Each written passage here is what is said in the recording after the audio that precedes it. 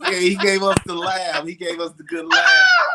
I don't know why. I don't know why. Still to this day, right? When I meet Shaquille O'Neal, you know, you name them, they love that they hear that laugh or the Rod's dance. You know, 45 years later, right? Exactly. That's an iconic laugh, man. I tell you. Like everything you did, from your dance to your laugh, you know, to some of the lines you gave. Thank you. My favorite role had to be the one in Martin, where you was on there trying to make somebody your concubine. That was hilarious. That's one of my favorites too. Oh, really? Oh my Lord! A lot of people say that. Prince Uche. Yes. Or as Martin is a Prince Uchi. Now you know you're gonna have to give us some Prince Uchi tonight. We want some Prince Uchi. That is hilarious. Mr. Thomas, you were a very large part of my childhood. Oh, bless you, darling. Bless you. Yes. Bless you. And guess what? One of your buddies told me to tell you hello. She called me yesterday, as a matter of fact. Bernadette. Miss Flo. Anthony. Flo Anthony. Oh, Flo. Of course. Oh, my Lord. Yes. She said, tell Ernie I said hello. We go way back. Always a sweetheart. Right. Yeah. Always a sweetheart. Yes. I want to welcome everybody in the room. We have the legendary Ernest Thomas here with us. You guys know him as Raj Thomas from What's Happening. Give him a major shout out. We got our people in the room. Welcome. We got a treat for you, Ernest. We finna play that right now. So everybody stay tuned.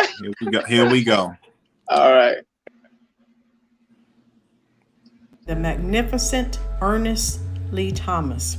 Most of you may remember Mr. Thomas from the cult classic What's Happening, one of my favorite shows, by the way. Also, you may remember him from What's Happening Now, the reboot of What's Happening. You may remember him from Everybody Hates Chris. You may even remember him from an episode of The Jeffersons in 1975. He's been in several films as well. One of my personal favorites is Malcolm X. Ernest Lee Thomas, first and foremost, me and my partner want to just thank you for being here. Let you know how much respect we have for you as being a part of our childhood memories. The #1 show on the network in that time, and is still playing reruns to this day. One thing I do know about Ernest Lee Thomas, he's very humble. I mean, he has the success, but he remained humble through it all. And he always says, don't allow this fame and fortune to get to you or make you be someone that is arrogant or too high and mighty to, just give back and be kind to others. He never lost sight of that, and he's still out here doing his thing. Much love to you, Ernest Thomas. We want to just show you that love. We appreciate you coming on the show, and you're welcome here anytime.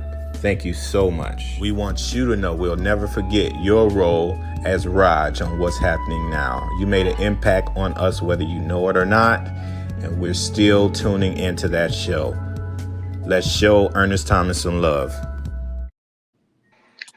Oh my God. Y'all gonna make me Yes. Well, that made me a little misty-eyed. Thank you so much. I never take it for granted, so I thank God that he put it on your heart to seek me out and to give me that beautiful tribute. Thank you so much. Yes.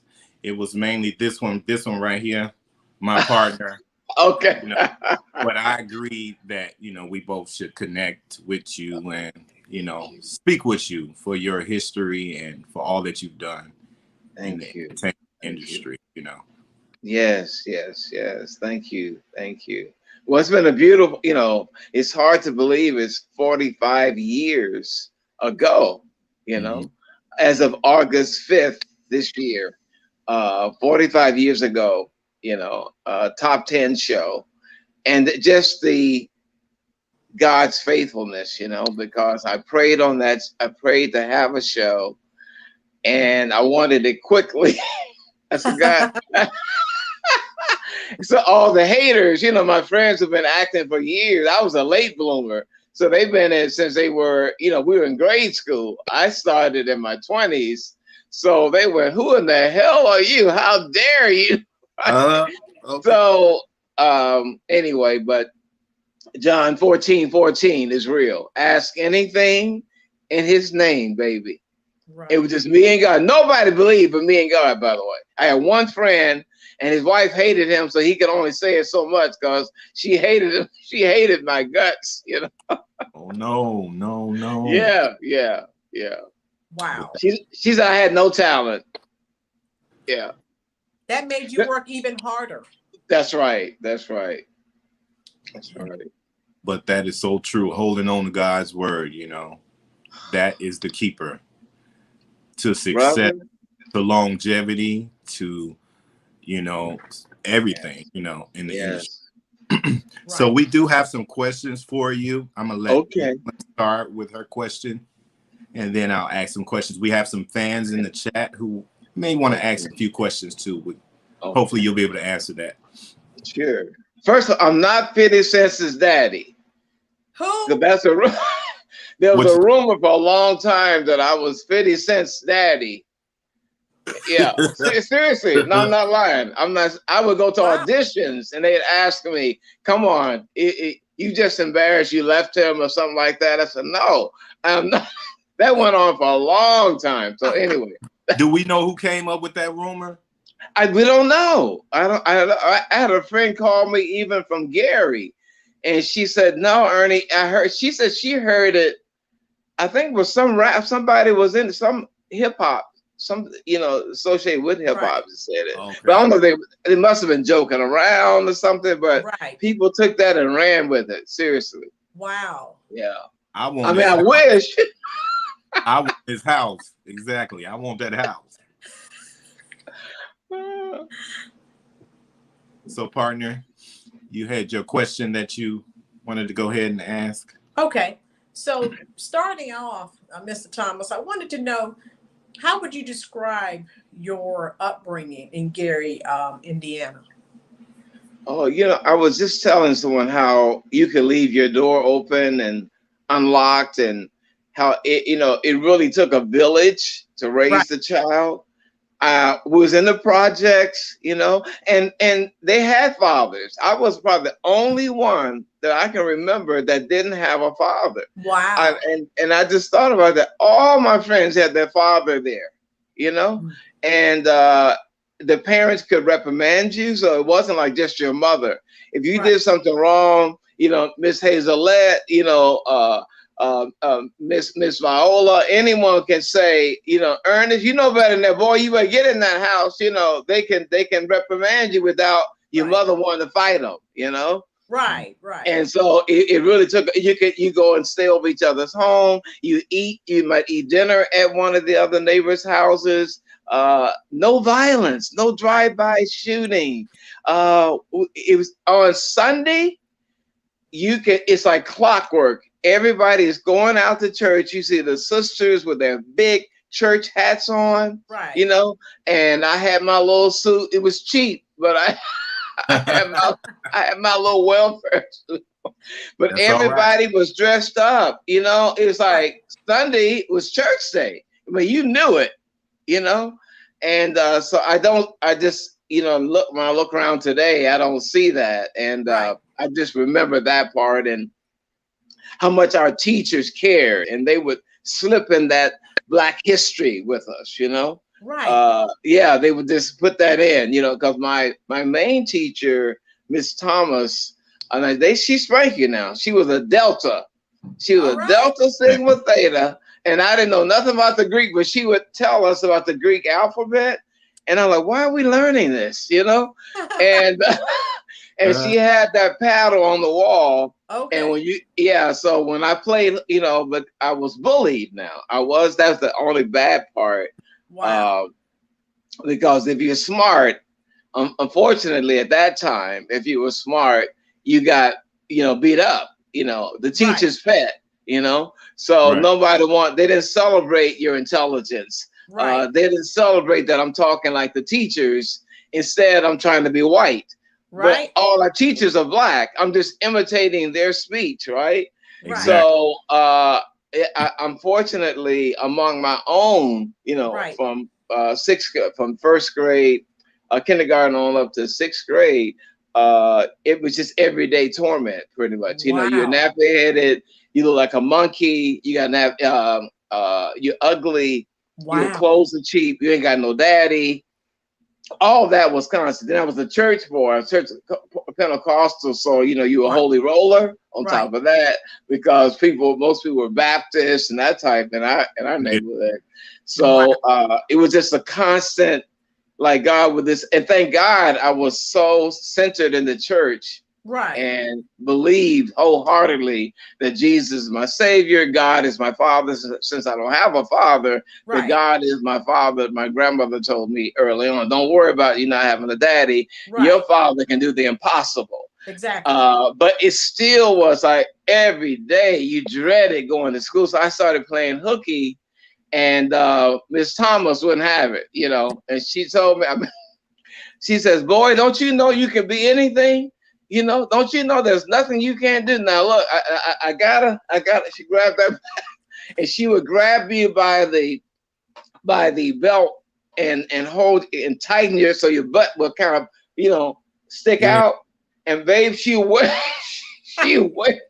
But I thanked her. When I got What's Happening, I went back. Wow. Thank God before she died. I went back to thank her. Oh, wow. Yes, Miss Thomas. Yes. Mr. Thomas, this is really hitting home for me because I'm an educator as well. And it's just sad. Yes, it's just so sad that, the experiences that you had so many years ago are still, taking place. That's sad. It's sad. It really is. Just because, I mean, you can't get a A on the test or a B on the test, Yeah. And then now I kind of, in fairness to my bullies, I learned later. I learned the first time though. The teacher, she said, Ernest, I'm leaving the classroom now. You take down names of anyone who's talking. And I went, because God said, don't lie. The church says never lie. So I'm writing names. Writing them names down. Oh, I didn't know. My mother said, baby, you can tell a peaceful lie. God knows. God don't want you to get beat. You don't have to get people's names. Because I was running. Oh, I was running that day. What a memorable story, Really? Totally against bullies. I was bullied. You and I have a lot in common. We were both born in Gary, and we faced them bullies. I had enough of the bullies to where I don't take that from nobody no more today. Right. But I wanted to ask you, I did some digging and I learned that you had once met Tupac. Can you tell us about that experience? Wow. Oh my Lord. Yes, man.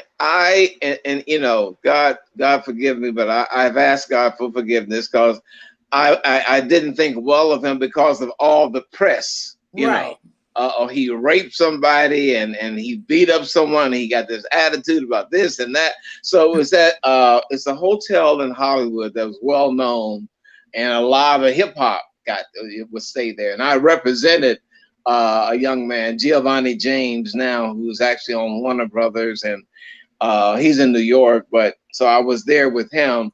Then I saw Tupac in the lobby, and he looked over at me. I went, "Oh Lord," I'm like, this nigga. I'm not lying. I saw. I hope he don't bring his butt over here. And then he starts, "Oh no," this rapist. I'm thinking all the negative stuff, and he got the biggest smile on his face, man. And he's like hypnotized coming towards me. Wow. Like he can't believe. Yeah, and he just bear hugs me and said, "Man, thank you for the laughter." I mean, just held it, Wow. And I felt so bad. I'm thinking, if you only knew what I was. But your mind changed when it did. It did.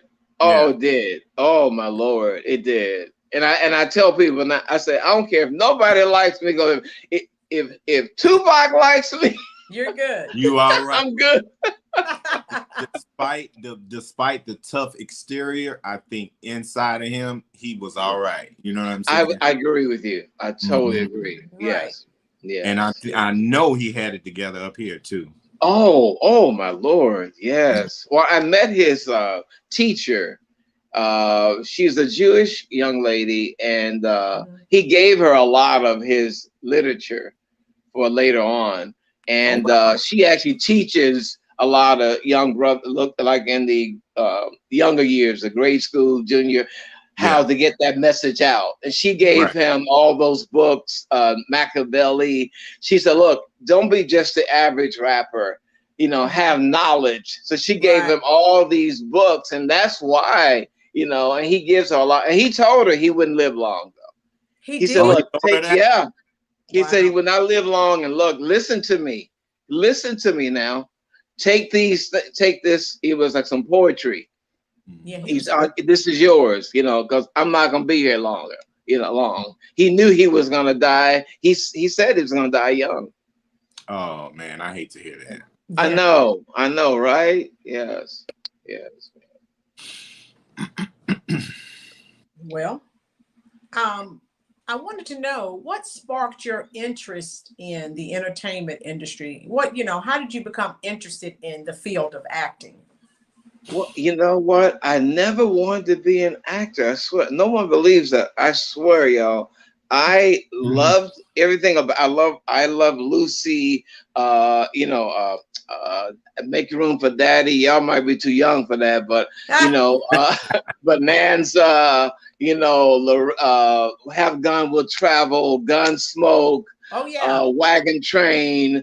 All the westerns, but definitely all the comedies. But Lucille Ball was number one, and so I was just a spectator. I was just a fan of everyone. And my friends like Robert Riley, who still, I think he's still in New York working, and but I would see him from grade school, junior high, high school. And another brother, I can't think of his name, but they were always in the plays. They could sing, and being Church of God in Christ, we weren't allowed to do any of that anyway. Right. Because it was known to be, it was like secular. Right. So I would just say, how do you guys do it? I said, oh, you're so talented. How do you remember all those lines and all this stuff, right? And so, I'm always that fan. And then I go to college, and my frat brother, I am a Kappa, but I love all the Greeks. I love all of them, just saying. Excuse me, I got my note. I love all the Greeks, but my Kappa brother, Ivory Smith, he had an older brother who had been in the Army, and he came there, and he wasn't a person who took to a lot of people, and he was feared, actually, because he had that demeanor like, he don't suffer fools lightly. Right. And so, but I think because I didn't have the father and all that, and when he would talk to me, I talked about, how that bothered me, but yet I knew God was the father, but it was nice to know who the guy. I never saw him. So he kind of took me under his wings. And I noticed anything that I would try to make him laugh. And he just the more he laughed, the more things I would try. I remember particularly, one day I put like a t-shirt, like it's like hair, right? And then I put a pillow inside the t-shirt I was wearing, like I was pregnant. And I was just sad that I was sad my man had left me. So he was just anything to make him laugh. And that's when he said, after so much of that he said, Ernie, you're an actor, man. He said, Ernie, I swear, you can do whatever those actors do on TV or in the movies. I'm like, huh? Oh no, what are you talking about? No, I'm just being silly. And he said, no, man, you should at least take an acting class. I'm serious. God put that in him. I didn't know what the hell he was talking about. That was so foreign, so far removed. Right. And so I did take the class. You know, I took the class, and the teacher was a redhead. I remember that, a tall white guy with red hair. Right. All acting students in there, and so at the final test, you had to do various monologues. I did one from Hamlet and Julius Caesar, and I think I did the Gettysburg Address. You know, Wow. But I thought, cause I was trying to be real, I took the sheet from the dormitory room because I'm trying to dress like Caesar and the Roman. They laughed. They were laughing. I remember that outfit. I remember. They were laughing at me because I come on stage, you know, with the sheet on, but when I started speaking, everybody got quiet. Yeah. So I don't even know I got the talent. You know, I'm just trying to be as real. I have no idea what they got. And then the teacher, he said, "Can I talk to you?" And he says, "I just want you to know, you can do this for a living." Wow. I said, "Oh, no, I'm going to be a social worker." And that's what I was determined to be, because we had the best social worker. She was a missionary. So her name was Missionary Taylor, who also was Church of God in Christ. That's how she introduced me to it, because my folks are all Baptists. So I was the only Kojic.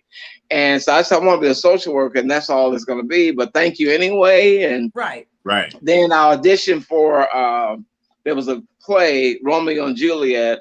And so Jake said, "You should audition for it," you know. And again, I'm the only non-acting. I'm coming to the audition.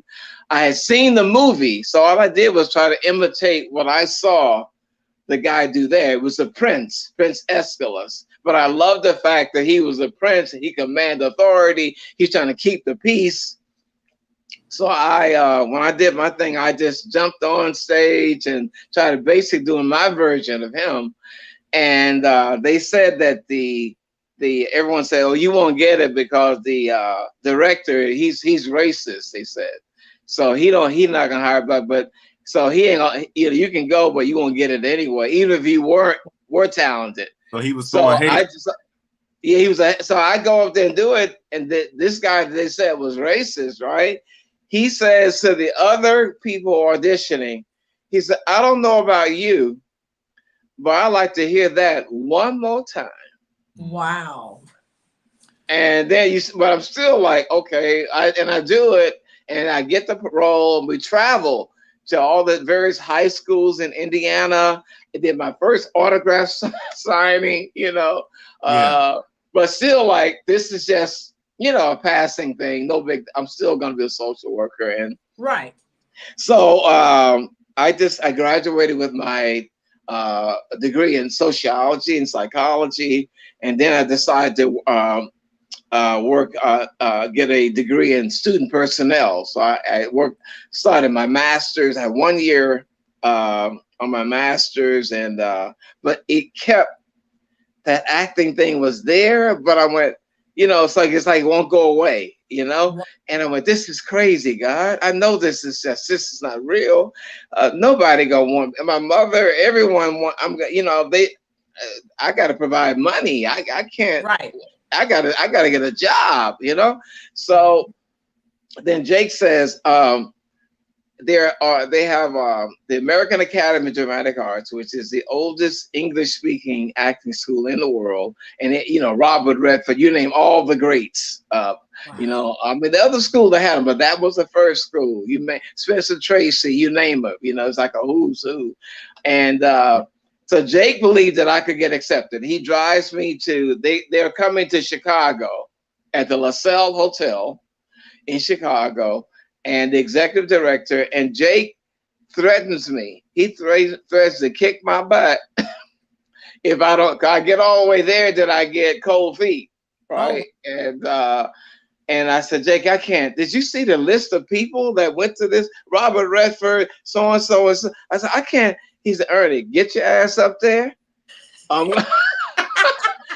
remember, Jake is feared, and he looked, you know, we can look like everybody. We can look Asian.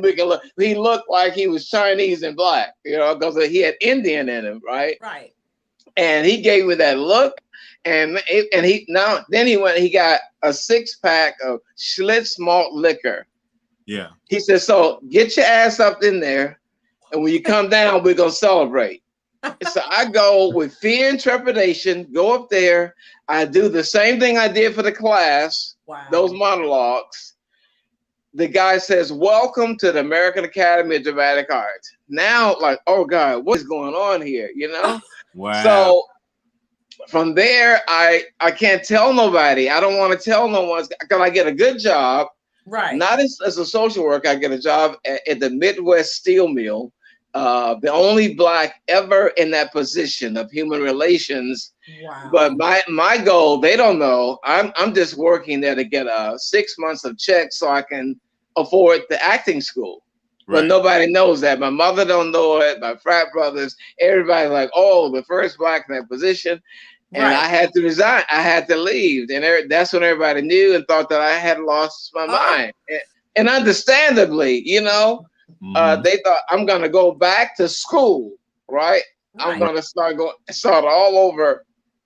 And from there, that's you know, from there I got 2 years at American Academy, did Broadway. Hal Prince, you know, who's the king producer of Broadway, you know, Phantom of the Opera, West Side Story. When you get an endorsement like that, and he wrote me a letter saying, Ernie, he says that you're an incredible actor. I wish I kept that letter, man, but he wrote me such a beautiful letter. Then Tony Perkins, who did Psycho, you know, and that film still is out, but he was directing. So I got in a film play that he directed. I got the lead, and Lawrence Hilton Jacobs had done Cooley High and Claudine. So I saw him. I went, oh man, man, you are so man. I know you're gonna get this part. He said, look, man, don't say that. He said, you do your thing, young man, like that, right? So I thank him.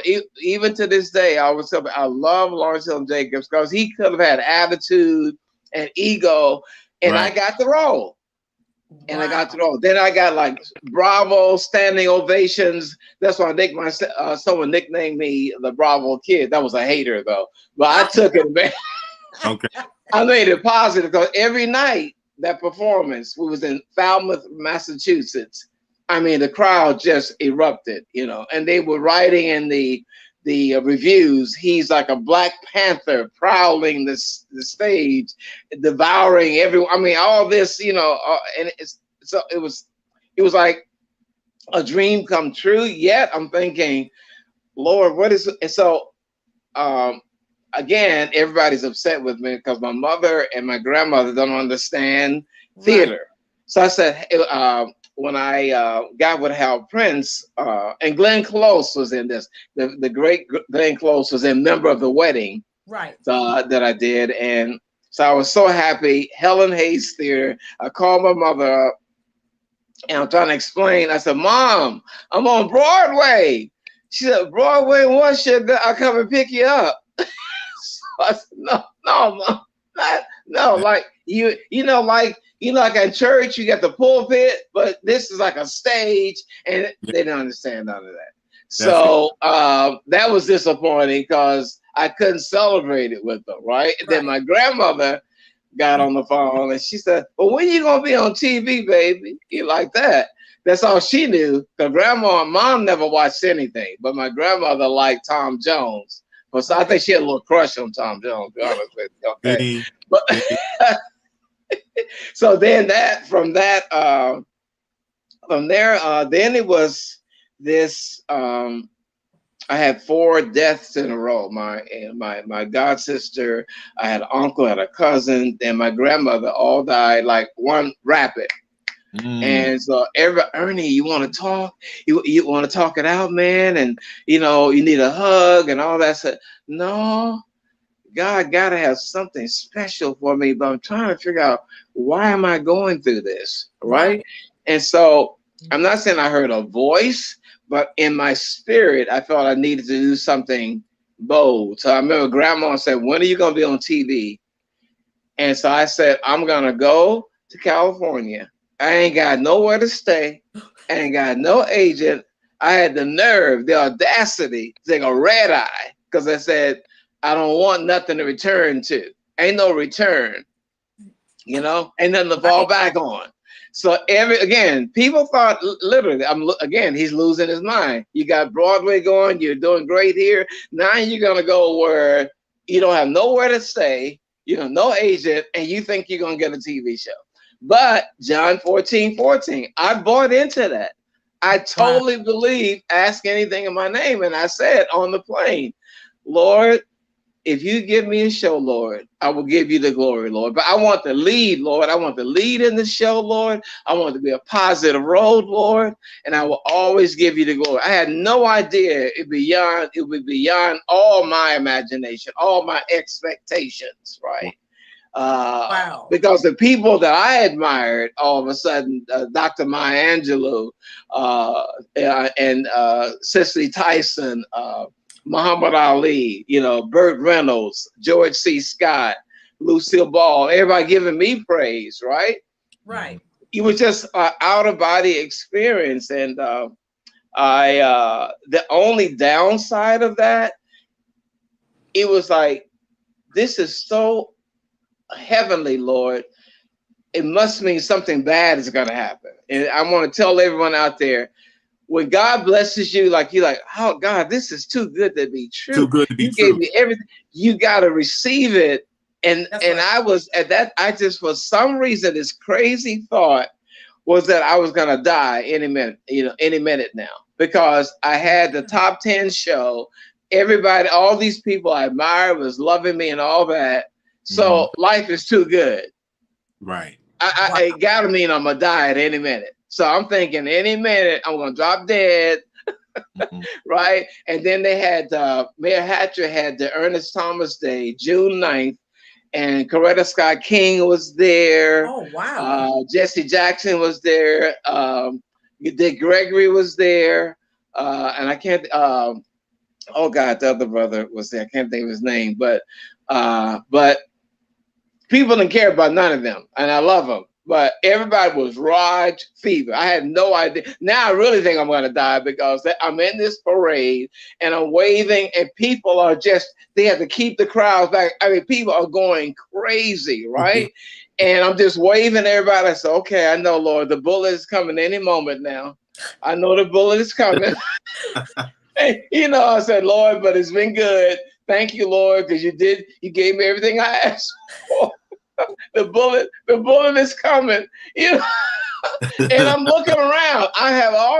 They don't know. I'm smiling, but thinking, okay, I just wanted to be real quick though. I just want when the bullet hit, let me just go. I don't want to suffer, Lord. Don't let me suffer.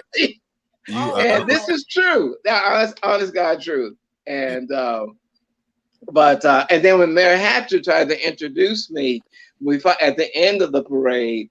They had the stage there and he was going to introduce me. He couldn't do it. They bum rushed the stage where the police had to come in and try to pull people off.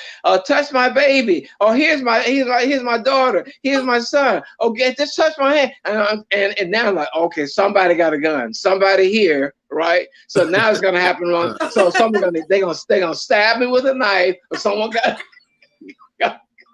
Man, you was thinking all the wrong thoughts. All the wrong stuff. All that wasted time, right? He had you. The most humblest people, you know, such as yourself. Sometimes we doubt ourselves. Yes, brother. Yes. But at the end of the day, he got us. You know what I'm saying? He got us. And you got to receive that God is too good to be true. That's why he's God. That's right. That's a miracle's like, oh, how did this happen? That's the whole point of it, right? That's right. You know, you started to doubt yourself in the beginning, but God started putting those little nuggets in your ear, like, no, you're gonna do it. You can do this. Yes. You listen. You stepped out on faith, and you went to California and did the thing. And there's the rest, you know? Yes. And the devil said, let me mess with him. He got all this. Yeah. I'm going to tell him he's going to die. I'm going to tell him. So I tell young people, I said, look now, when you get this, just receive it. Right. Just receive it and love it. All the people you admire, they're going to be admiring you. Just receive it. Like, how can this be? It just is. Because God is God. You know, there's nothing impossible for him. So just roll with it. Swim in it, you know? Yes. Right. We have one question in the chat from B Sugar 100. She says, do you still keep in contact with your co-host on the show of What's Happening? Do you still keep? Yeah, well, you know, there's only 3 of us now. And I do miss them. You know, Fred Berry, Rerun died. Shirley died. Mabel King died as well. And Thalmus Rasulullah, who was my father, he also passed. Right. So it's only Danielle Spencer, who was Dee, and Haywood Nelson, who was Dwayne. And yeah, we're very close. But Danielle's a veterinarian, you know, she was always straight A's. And so she's in Virginia, and Haywood is in New York. You know, he's another genius. He flies planes. He got a pilot's license. Wow. He's an engineer, great with words. Like if you need a letter, you know, a persuasive letter that makes someone, he's got that gift. Yeah. Wonderful. Oh, wow. Yeah, they were the smartest. I'm telling you, they were little geniuses, honestly. And they loved me like the big brother. And I appreciate it more now. At that time, I kind of like it was annoying, you know, because hey, y'all, look, we do a show together. Y'all ain't got to come home with me. Okay. You ain't got to come home. You got a daddy, you got a mama. Right. I have my own life. They wouldn't have it, especially Danielle. Wow. No. I was the brother. She could not, to her, it was all the same. And to the point, Shirley Hemphill finally told me, she said, what is wrong with you, fool? They love you. What is wrong? They love, and I didn't get it because, your friends are usually your age. So now I got these little people, you know. Mm-hmm. And Danielle, and they would come over to my house and get in the pool, and they just admired me, looked up to me, and when they started dating, Danielle would want me to meet the boyfriend. What did I think? Haywood wanted me to meet the girlfriend. Wow. And even though they had their parents, but they wanted my approval. So even when they got married, same thing. They want, before they got married, I had to meet that prospective husband or bride. And now I said, Lord, it took me a long time to get it, but they really, I was their brother. That's all it. I was their big brother. Wow. Yeah. That's great to hear, actually, because, the shows that come, that have come out and they talk about what was actually going on behind all these television shows. And we found out all, the nefarious things that were taking place, and the cast members hated each other. So that's actually refreshing to hear. Yes. I mean, we had, like any family, we had our disagreements, but we never hated each other. Right. And we always asked for forgiveness. Right. Because, you might, our egos get in the way. You don't want to say you're sorry at the time. And then later on, and Fred Berry, I remember before he passed away. Right. He was said Ernie Byrne. I don't know why he called me Ernie Byrne. Don't ask me. I don't know why. I was Ernie Byrne. Ernie Byrne, I just want to apologize for this, and I did this, I did that. So we were like family. I mean, day one, you knew that God had his hand on that show, because on day one, when I walked into that room and saw all of them, there was a spirit. You cannot explain it. Like it was a reunion. Right. I had never met these people. Yeah. Right.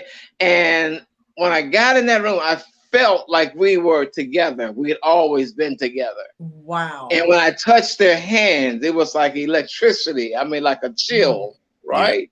Yeah. Like it was only God can make that happen. Because you can get a show full of stars. You see a movie with superstars and it fails because the chemistry ain't there. That's right. God gave us that. Wow. Yeah. And look at how you've impacted, the world.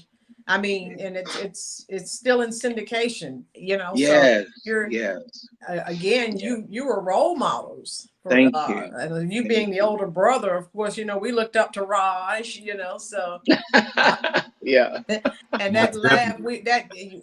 you know, everyone knows that laugh Right. all around the world. And the dance. I The can't do it And dance, like Ross you do it, said, right.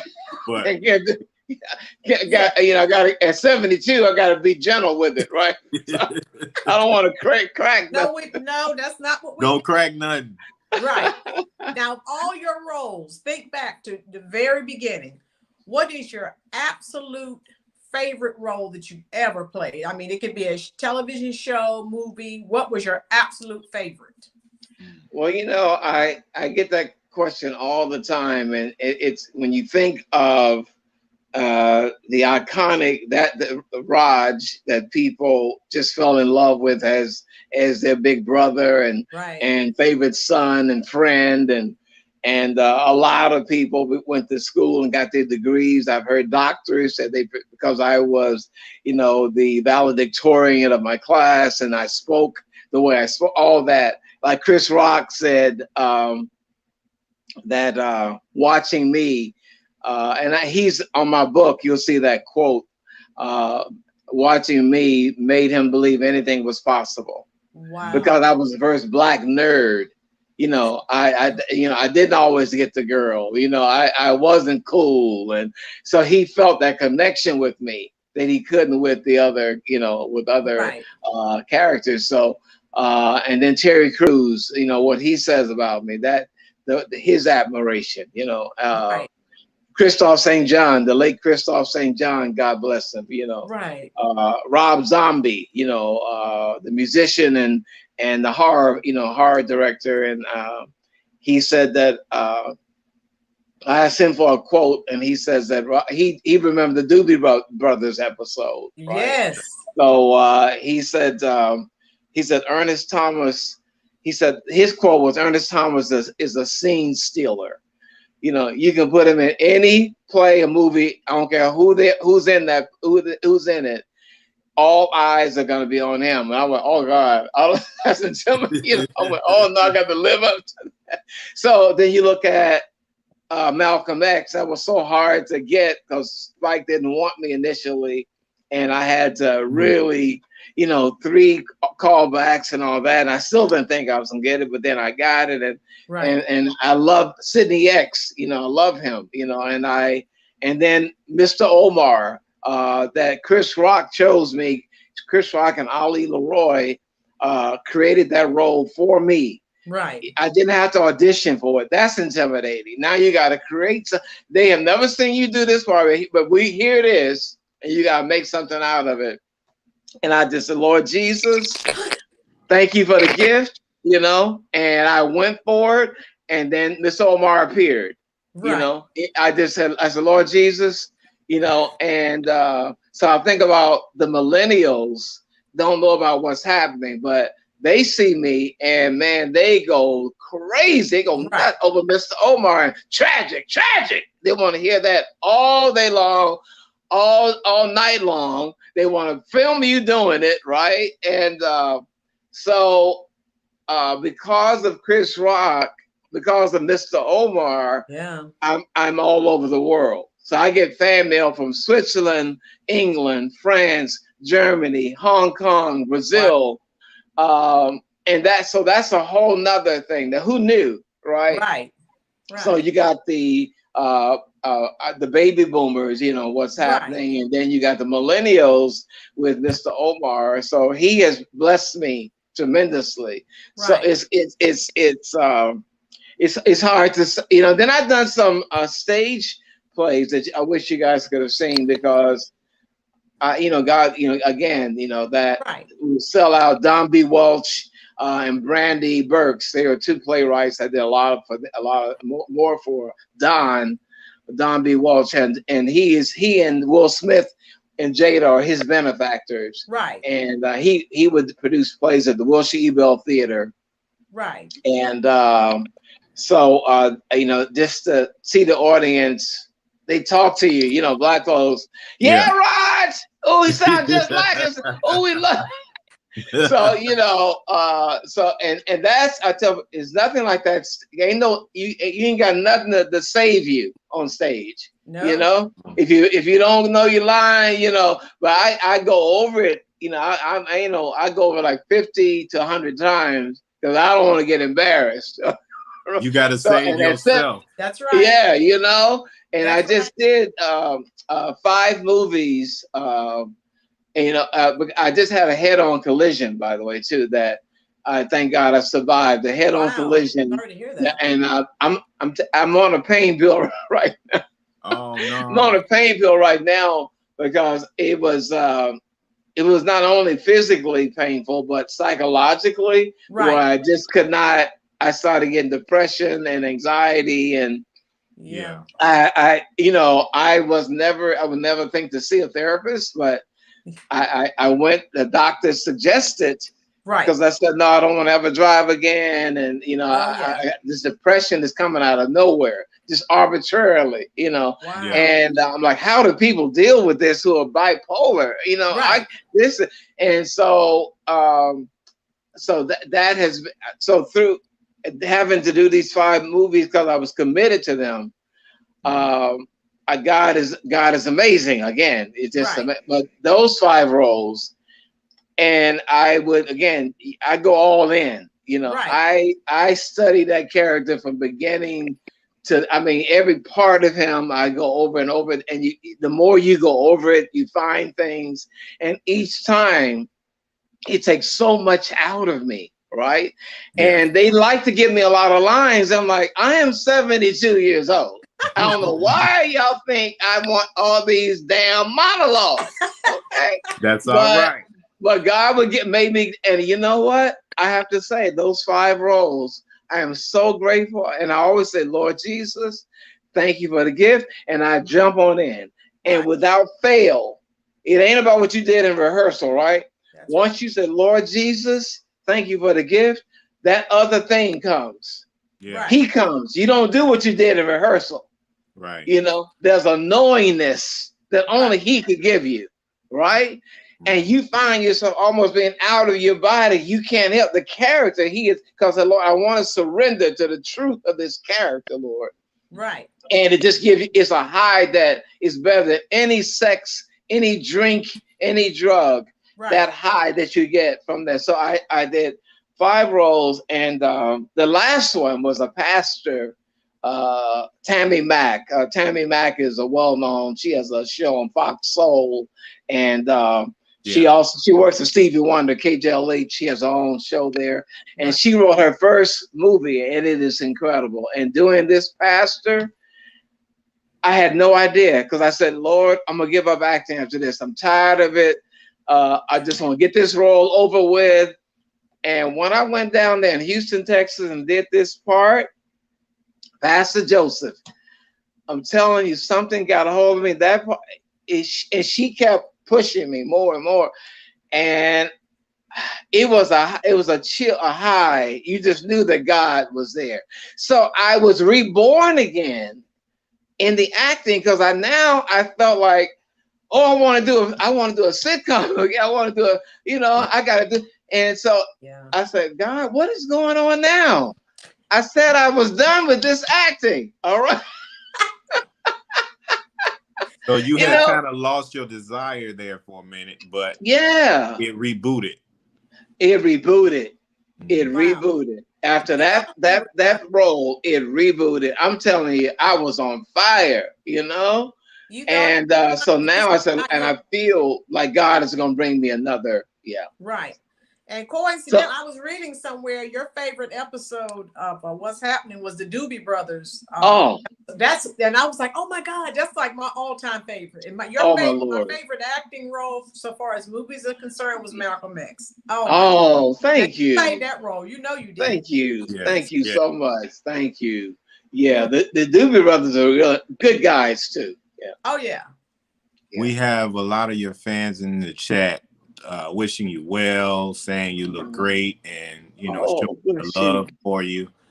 We have an interesting question from Prince Daniel. He says, if there ever was Everybody Hates Chris reboot, could we expect to see more of Mr. Omar? You know what? I prayed, they are doing, and I had prayed on it. I was trying to do Mr. Omar animated. I was trying to get them to do my Mr. Omar said, look, it's all about me, But the next thing I heard, they're doing an animated version of Everybody Hates Chris. I mean, that's actually it was in the Hollywood Reporter and Deadline News. And so I don't know, I know that people, associate me with the role.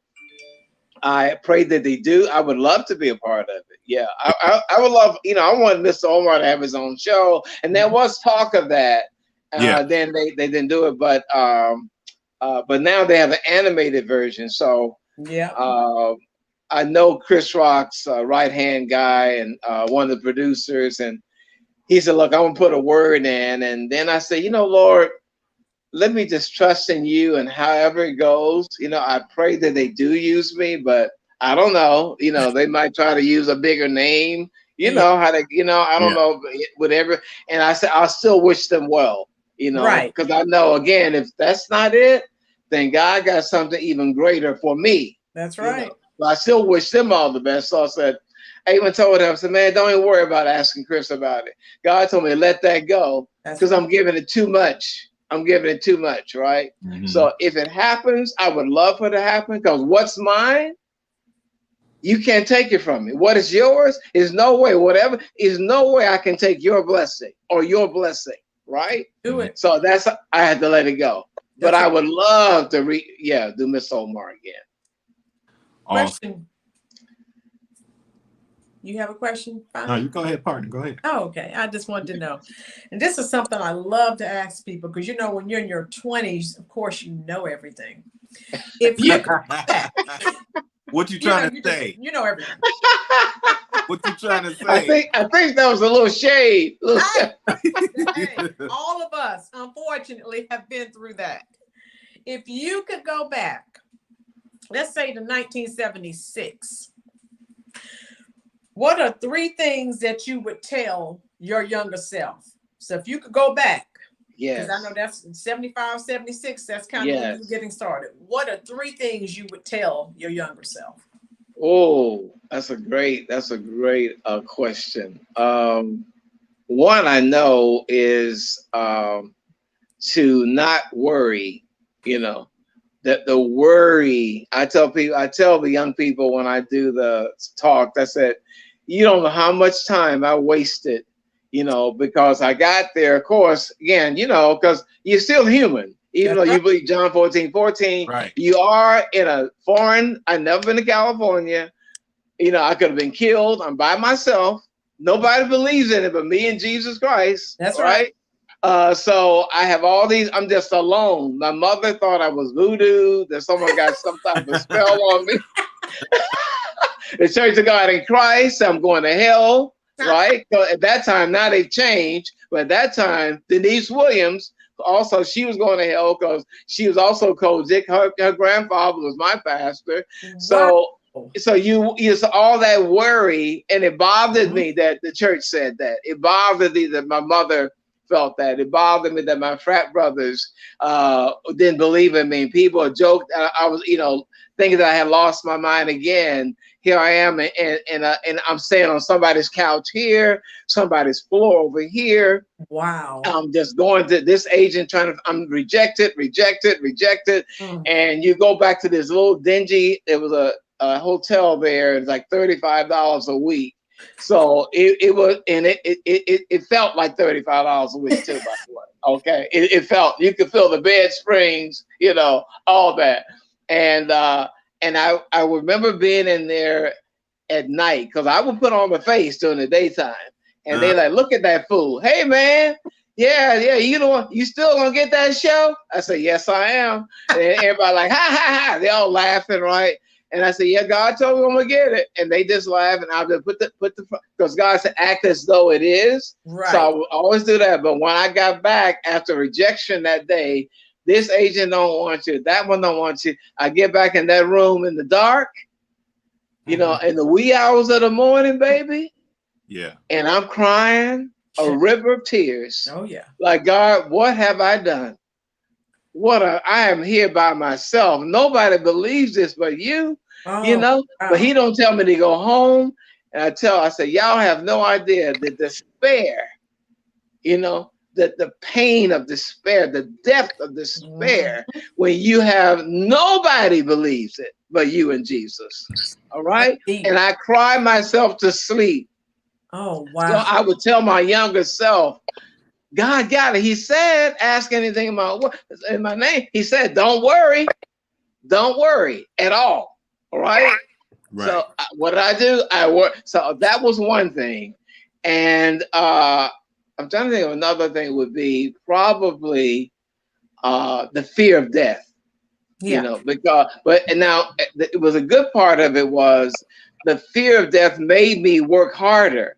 Because I went, and I tell young people, you should work at every day. If you want success, work at it like it's your last day. Like every day is your last day. I wouldn't have been here. I wouldn't have made it without, John 14:14. But I believe if I don't do this, I'm going to die.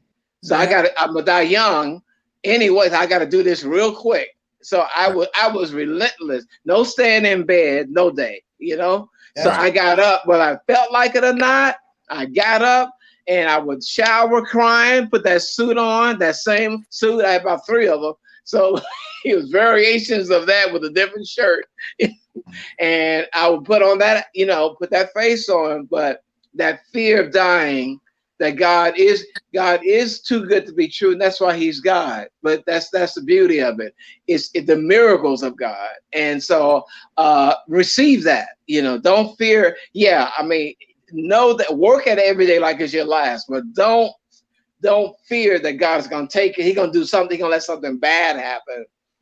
So that's another one. Right. And I probably, when I think about it now, because I would not work, I felt that I couldn't get a job.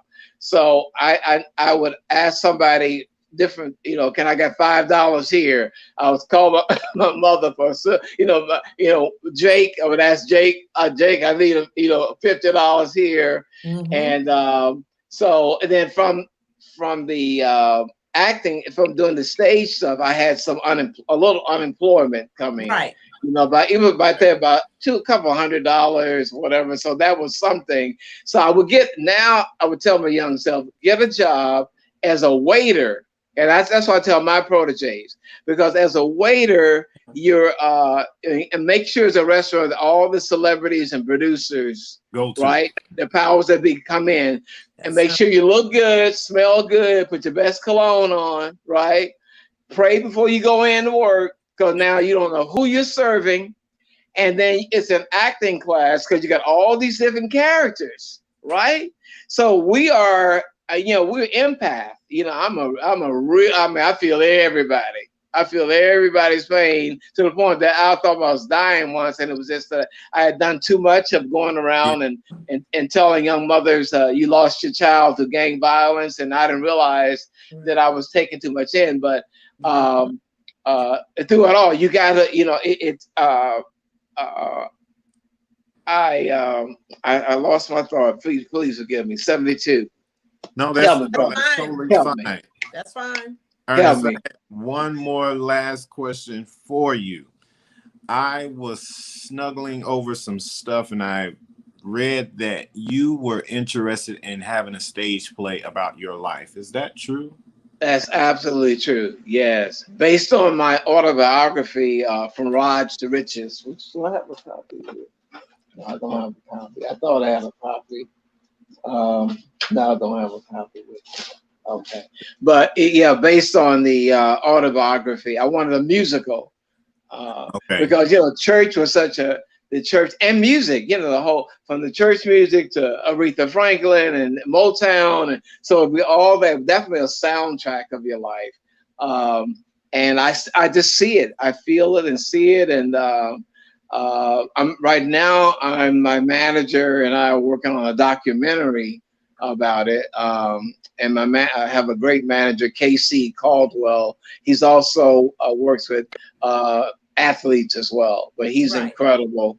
So, but I can see that stage play because it's such it's from Rods to Riches, but you got all the life behind that, all that church, Yeah. all the stuff he went through, bullying, all that stuff in high school, and the whole, going to college, 5 years of college, and then Hollywood itself. I met a young brother I did a play with, did a movie with in Arizona. His name is Sir White, S-I-R. That's his birth name, but I know, right?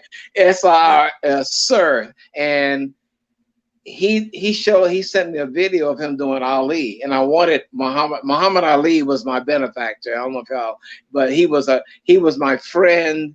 He saved my life during the time when I was really out there, and had, after the show had ended, and I gave away all the money. Ali, I met him, and he just took me on his wing. So I have this young brother who is perfect for the role of Ali.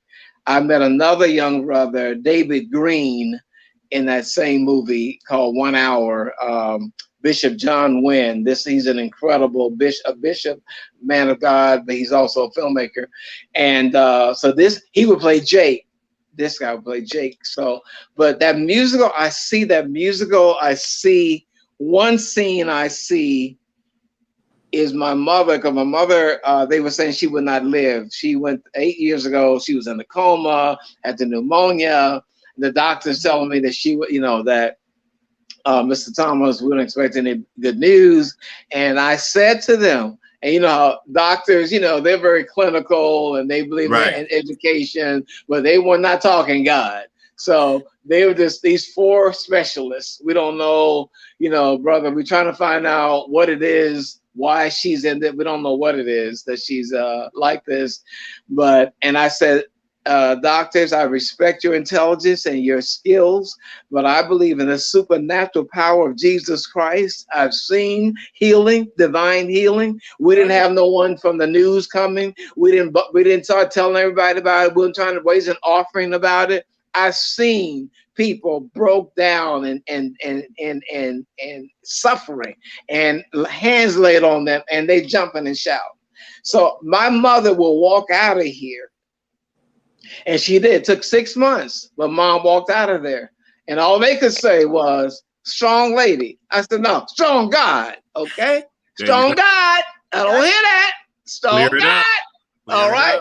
So the one scene I see is my mother, and not that this happened, but I just see her coming out of that coma.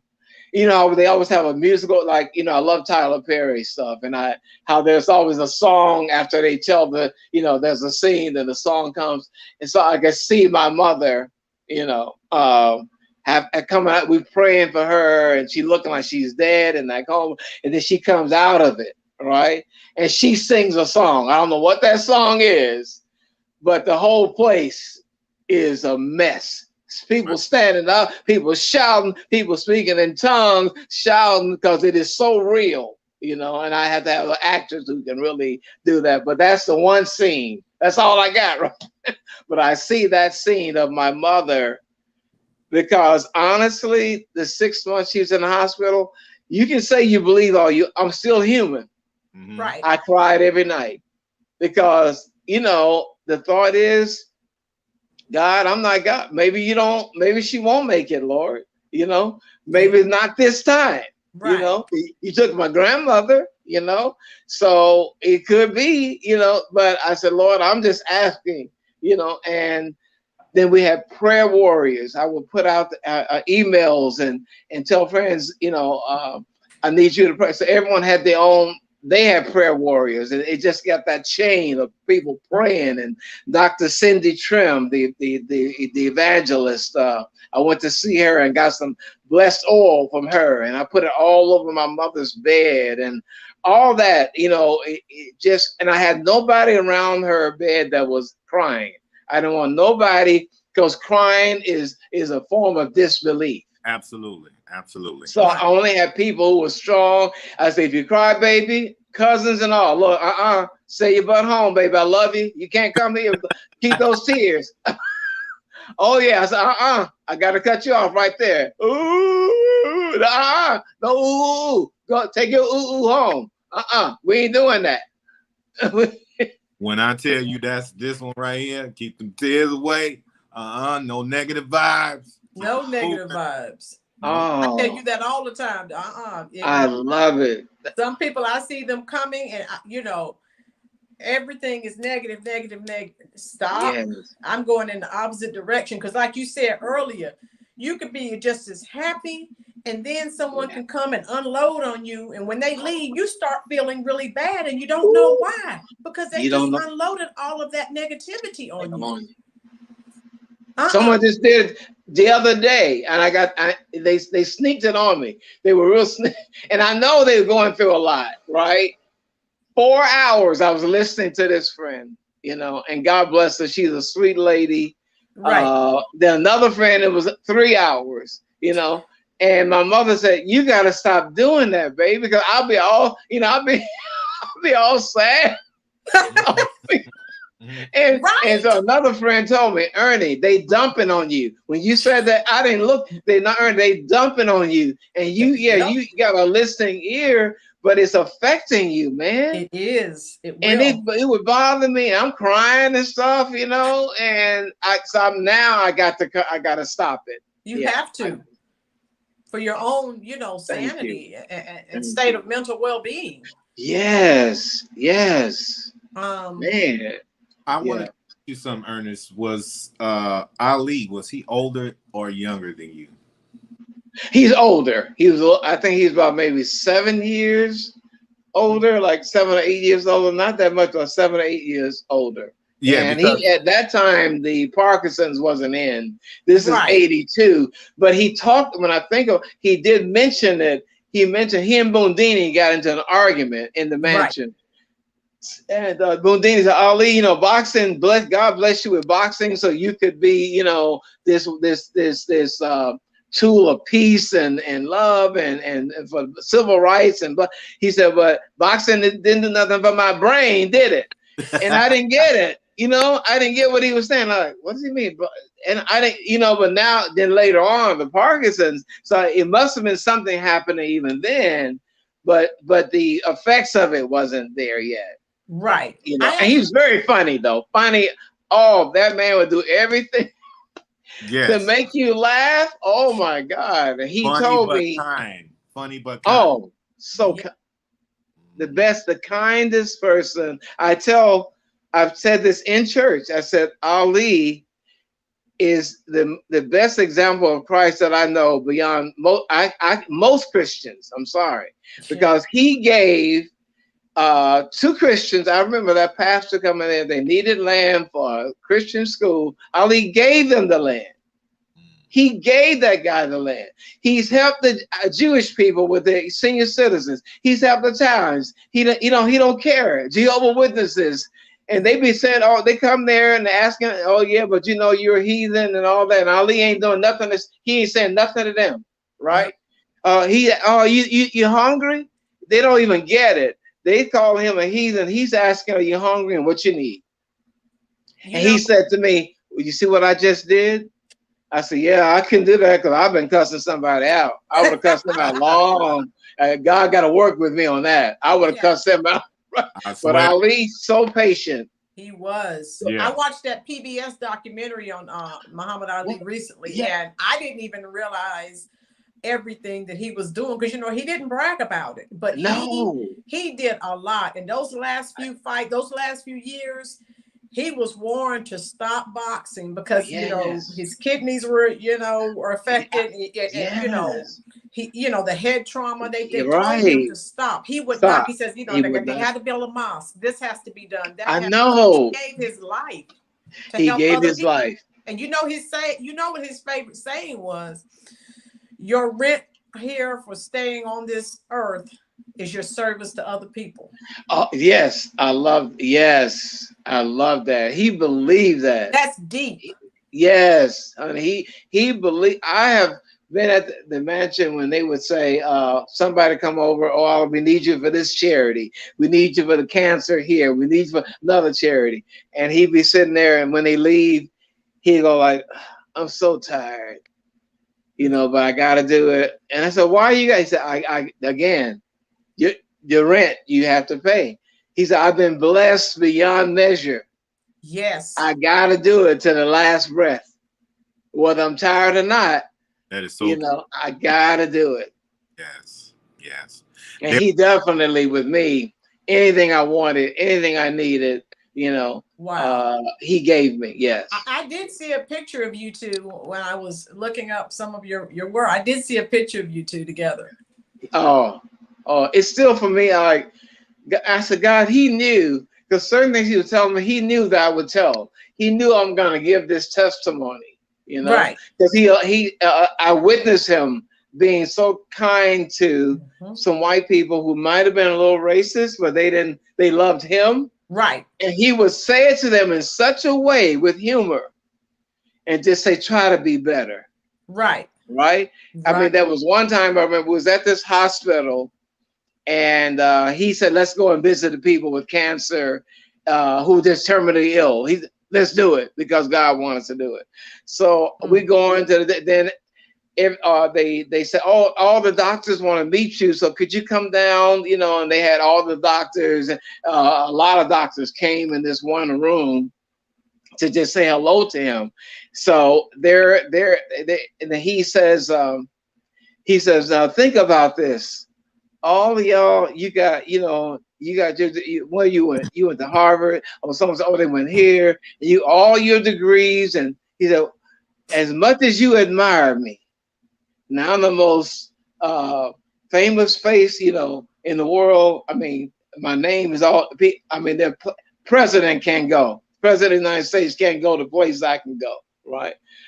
He says, but in spite of that, all the millions I've made, the most recognized face in the world, isn't there just a little bit of you because you're white that thinks you're better than me? Yeah. You still wouldn't want to be me. And baby, I will never forget. They just was like, and he said, it's okay. It's okay. And they just did like this. Yeah. I swear. It was a moment. And he said, that's all right. He said, that's all right. I just wanted that it's still there. So just be more loving, understand, right. Just try to get that out of you. And then when we leave there, he says, did you see what I just did? You just see what he didn't like, yeah. He just gently, right. And just as he told the church about, he had me like, hey y'all, look at Raj. He's Jesus on the cross. All right. He said, now this is white people, right? He says, imagine y'all see this black Jesus all your life. All of the angels are black. When you feel a little inferior, everything is black and you white. And they went, yeah. He said, now you understand what black people feel because you have all these images of Christ and God and the angels as white. So I want you to do me a favor. Take those images down. God said worship in spirit and in truth. I'm not telling you to become a Muslim. Stay Christian. Right. But you're not helping us as a people when you put up these huge portraits of Christ with the blonde hair and the blue eyes and so this stuff, but he did it in such a gentle way and with humor. He got me like stretched out with the arms and, and I'm on the cross. But they got it. He said, so when you tell your preachers, tell your ministers, tell your mother to think about worship God in spirit and in truth. So he was just amazing. There's so many instances where he would use humor. A guy might say a thing that he don't even know is racist, a white person, right. And he would wait and he say something with humor, and the guy would like, oh my God, But he didn't beat up the guy. He just would come back with a joke about it, right, and make him be embarrassed about it. That was his way, yeah. Oh my Lord. Tell the truth. I mean, with a dagger, but it was love with a dagger. Right. Yeah. Exactly. That was Muhammad Ali. Yeah. The greatest ever to do it. The greatest ever. That's the greatest Ernest Thomas, we have a question. Donna Joyner, what's your sign? What's your zodiac? Oh, I am Aries, baby. Me too. You too? March 28th, and you're the 26th. What? You March 28th? Yes, sir. I knew it. I said, Wow. that's Wow. baby. Aries, come on. The first time, come on. I'm Aquarius. It's just about What are you? Aquarius. Mr. T. Aquarius. My mother's Aquarius. Yeah, my mother's Aquarius. But yeah, I'm Aries to the bone. I Yeah. forgot to mention that to you. I read that and I'm like, oh my God, he's the 26th and I'm the 28th. Oh my God. Oh, that's incredible. That's incredible, baby. Yes. Yeah, I am. Because I used to like, oh, such and such. But then this lady showed me. She read this whole thing. I went, oh, I thought she was reading my biography, you know? I said, oh, that's me. Yeah. Yes. Well, Wow. It's so great to catch up with you, Ernest. Always. You are a kind individual. You're humble. Back at you. You didn't let the success get you, all up there. Oh, no. Fully against the arrogance and the cockiness of it all. Exactly. Oh, no. I am nothing but, at the end of the day, a child of God, and Sure. that's why my celebrity friends would get upset because I'd be going all out. I'm talking to people at events, I'm signing autographs, and I remember, I won't name names, but a few, so that they was upset, like, Ernie, you don't owe them that, and I went, Yeah. but I don't. You do your thing, Right. I don't mind. I'm going to them. I'm hugging them. They don't have to. Some are shy and they kind of look at you. I'll go over there. I'll go to them and hug them. And that's because I said to God, I will give him the glory, not me the glory. Right. I will give him the glory. So I do that, and I love it. I love helping people, and I've always done that. Share whatever monies I have, and I thank God for this new success because, again, God knows. He gives me the ball, make me the quarterback. He knows people are going to be saved. I'm going to help with their finances, the home, whatever I need to do, surgeries. It makes me happy. I love acting, but there's nothing that makes me happier than making somebody else happy. Well, you truly made us happy today by, donating your time, which we know is very valuable to our YouTube channels, the Fineaswine cooking channel, the Rolynn Reviews YouTube channel, and our subscribers. We have some people in the chat that are old enough to remember the shows and the movies, and when we told them that we were going to be interviewing you, they were like, so they've been excited and they've been waiting, and so we just again being so humble, because it is kind of for some people earth-shattering when they meet their favorite stars, and then they're like standoffish, and they realize, you're famous because of these people who watched you. You made money because of these people. Now you don't want to have anything to do with them, or come on, that's not. Say it, Mama. I don't understand that, and I know at some people, I won't name names, right? But I went, how dare you? And Ali would straighten you out. Oh yeah. Ali has straightened a bunch of celebrities. Like, if you standing near me, don't you ever refuse an autograph. Oh yeah. Don't you ever refuse a photo. Oh, he tell him, don't be with me. Oh, he didn't like that. He said, you can take all the fame and all. If I can't be with, especially his black people, he said, if I can't be with my people, he would go like the PBS. Kalila was saying, he would take a suitcase full of money, whatever city, and go in the ghetto, go in the neighborhoods and give money out, dishing it out, just giving it to people. He loved all people, but he really loved. He says they were trying. Oh, Ali, you shouldn't be associated with this, and y'all can keep all this. You can have this fame, you can have that money, but I can't be with my black folks. Come on, you can have it all. Come on. They tried to stop him. You know, Ali didn't listen. He did his own thing. Always. Always. As you always should. Do your own thing. As you always should. Yes. Exactly. Yes. I'm definitely going to stay in contact with you, particularly when it's time for our birthday, because I got to send you some birthday love. Oh yes, absolutely. Please do. We'll have to do like a little celebration online. Yeah, absolutely. We'll toast each other online on our channels. Okay. Absolutely. Okay. Absolutely. All right. That early sounds good. birthday, and thank you, Ernest, once again. Thank you. Thank you. You stay blessed, brother. You too. Stay blessed. You all right.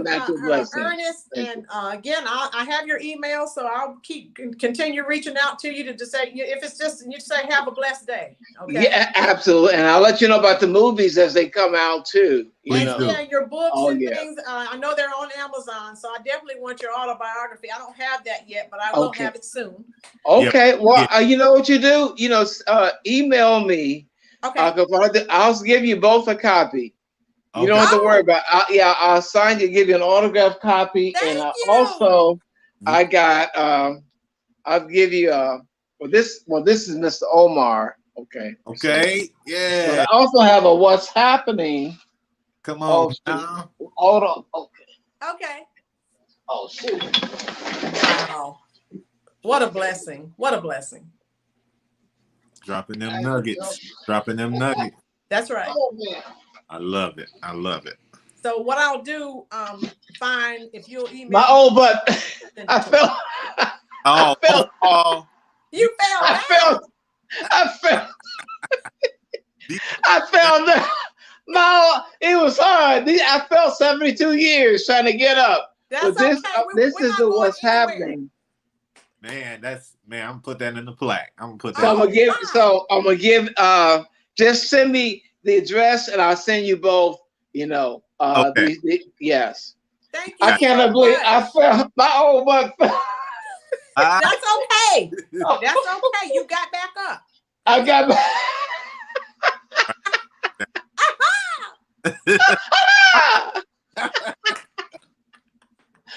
Wait, bro. You might got some competition. She do that laugh just as good as you now, Ernest.